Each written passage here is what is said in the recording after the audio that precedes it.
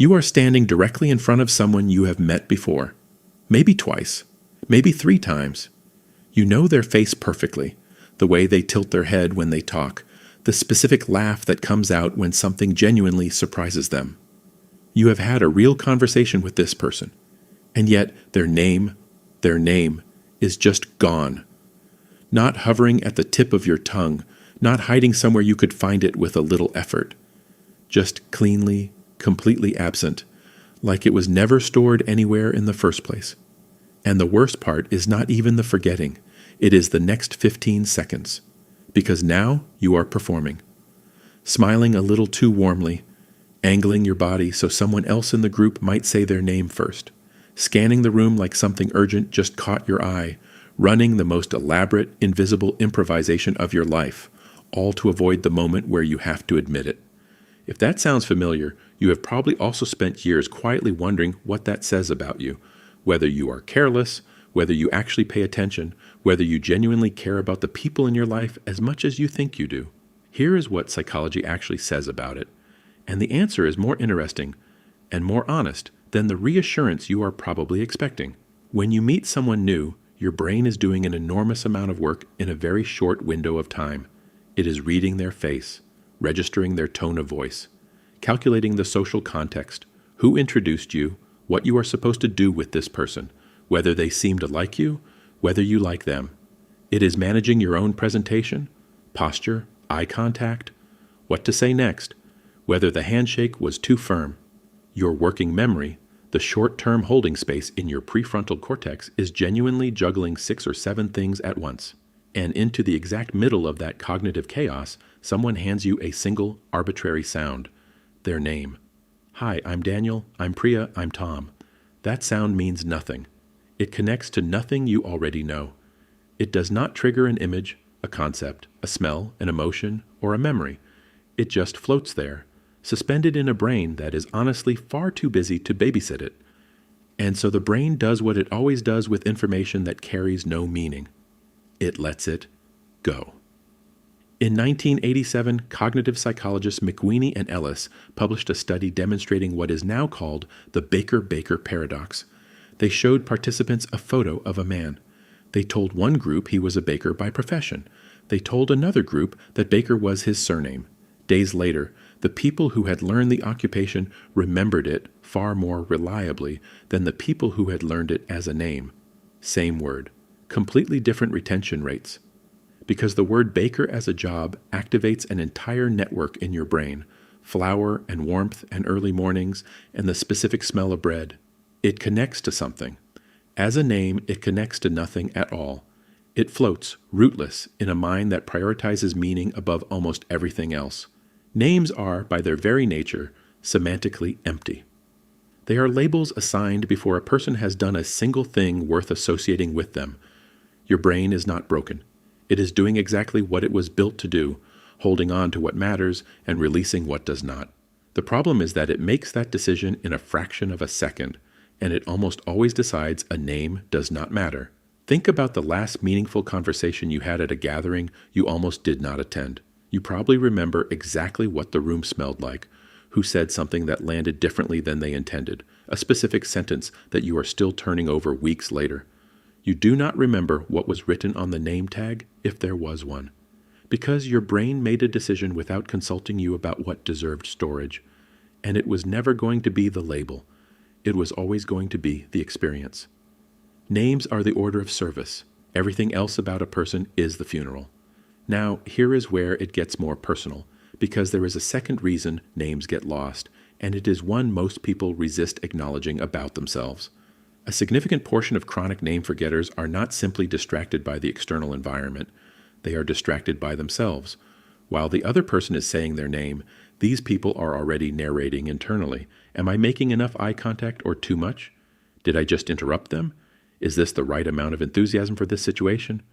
What am I going to say next? The name arrives, makes brief contact with conscious attention, and then the internal monologue rolls directly over it. Psychologist Malcolm Brenner documented this in 1973 in what became known as the next in line effect. In his study, people waiting for their turn to speak in a group showed dramatically reduced memory for everything said by the person directly before them, because they had already mentally moved on.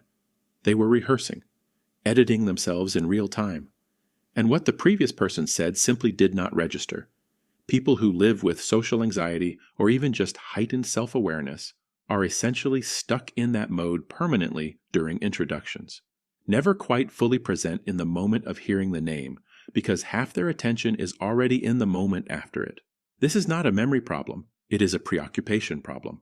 And that distinction matters because they require completely different responses. If your memory were weak, you would forget the conversation.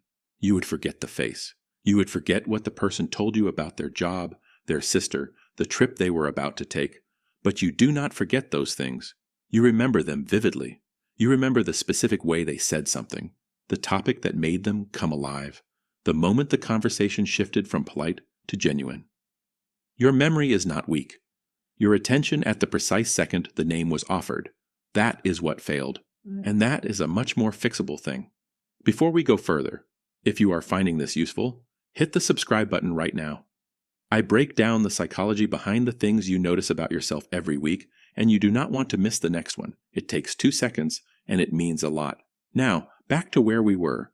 There is a consistent pattern across people who forget names, and it is worth naming directly, because it is not the portrait of someone who does not pay attention. These people tend to be highly associative thinkers. Their memory is built around context, emotion, and narrative. Ask them what someone looked like at a party 3 years ago. They might actually tell you in detail. Ask them the story someone told about their father. They have it. Ask them how a person made them feel the first time they met. They can describe it precisely. Their brain was doing something during that introduction. It was cataloging everything except the arbitrary verbal label attached to the human in front of them. This is not a flaw in the architecture. It is a particular kind of architecture, one that is genuinely well suited to emotional attunement, to the kind of listening that makes people feel understood, to remembering what actually matters about someone long after the details have faded for everyone else. It is simply worse at the mechanical task of holding a single word under social pressure at the exact moment the brain is most overloaded. The brain that loses names is often the same brain that remembers what someone said on the day everything went wrong for them. That notices when a person is performing fine rather than actually fine. That holds on to the small true things people reveal without meaning to. That is not nothing. That is, in most contexts, more valuable than knowing what someone is called. But it would be dishonest to leave it there. Because there is another side to this, and skipping over it would be too easy. If you have ever had your name forgotten, repeatedly, by the same person, you know the specific sting of it, the quiet, pointed message it sends even when you know it should not. Your brain hears it as, you did not matter enough to stick. Logically, you might understand that it is not personal. Emotionally, that is not always how it lands. That response is valid. It deserves acknowledgement, not rationalization. What is also true is this. The person who forgot your name very likely thought about the conversation afterward. They replayed what you said about your work, the thing you mentioned almost in passing that stayed with them. They noticed the exact moment the conversation became real rather than performative. They were genuinely there. They were just not there for the name part, which is the least interesting thing about you, even if it does not feel that way when it gets forgotten. Both of those things can be true at once. The forgetting can be explained without being excused. The sting can be real without reflecting what the forgetful person actually feels about you. Holding that tension is more honest than resolving it too quickly in either direction. None of this means you cannot get better at it. You can. But the techniques that work are ones that address the actual problem, not an imaginary one. The name does not stick because it has no association. So your job, in the moment, is to build one manually, to do deliberately what your brain refuses to do automatically. When someone tells you their name, use it immediately in your next sentence. Not awkwardly, not repeatedly, just once. That's a great point, Marcus. That single act of output forces your brain to retrieve and reproduce the name within seconds of receiving it, which dramatically increases the chance it gets encoded somewhere more durable than working memory. If you have a moment after the introduction, attach the name to something you already know. A face, a place, a person who shares it. It does not have to be logical. It just has to create a connection point, a small bridge between this new word and something that already has a home in your mental landscape. A random sound with no hooks cannot stay. A sound attached to something familiar can. And when you forget anyway, which will still happen, ask. Just ask. I'm so sorry, I want to make sure I have your name right.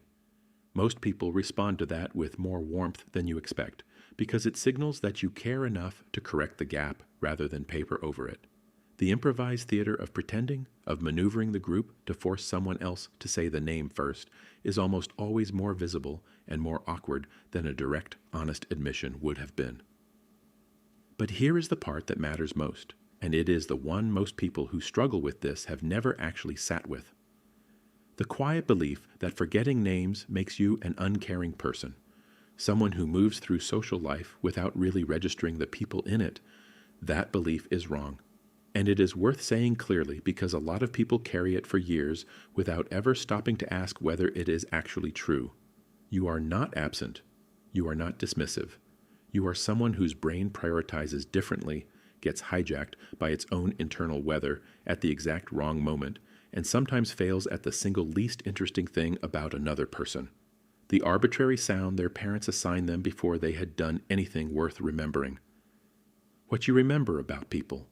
The real texture of who they are, the things they revealed without meaning to, the moments when something genuine came through, that is still there. That has been there the whole time. The name was always the least of it. So I want to ask you something honestly. When you forget someone's name, and you probably do, what is actually happening in your head in that moment? Are you overwhelmed by the environment, already running your internal commentary, focused entirely on making the other person feel comfortable, or simply elsewhere in a way you cannot quite explain? Tell me in the comments which one sounds like you, not as a confession, as a data point. Because once you understand your own pattern, you can work with it instead of spending years quietly judging yourself for it. If this gave you a slightly different way of seeing how your mind works, save it or share it with someone who has ever said, "I'm terrible with names," like it was something shameful. It is not. And if you want more psychology like this, the kind that actually explains the things you notice about yourself, subscribe and turn on notifications. I go deeper on this every week.